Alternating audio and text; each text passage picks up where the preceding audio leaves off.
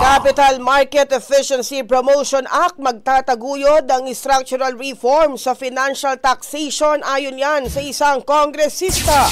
Brigada Haji Caaminio, ibrigada mo. Brigada Live Report. Ikinalugod ni House Committee on Ways and Means Chairman Joey Salceda ang pagsasabatas sa Republic Act 12214 o ang Capital Market Efficiency Promotion Act. Ayon kay Salceda, isa itong landmark reform dahil makatutulong ito sa pagtataguyod ng mas malalim, inklusibo at abot-kayang capital market system sa Pilipinas. Matitiyakan niya ng bagong batas na mayroong magandang kinabukasan ang mga manggagawang Pilipino.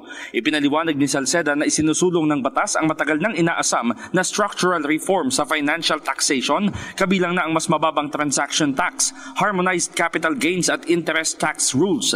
Pinabubuti rin umano nito ang pagturing sa investment products gaya ng mutual funds, unit investment trust funds at retirement accounts. Bukod dito, ipinunto ng kongresista na nakapaloob sa bagong batas ang pagpapalawak sa personal equity and retirement account o PERA kung saan maaari nang i-claim ng employers ang karagdagang 50% tax deduction para sa mga kontribusyon basta't matatapatan o mahihigitan ang sa empleyado.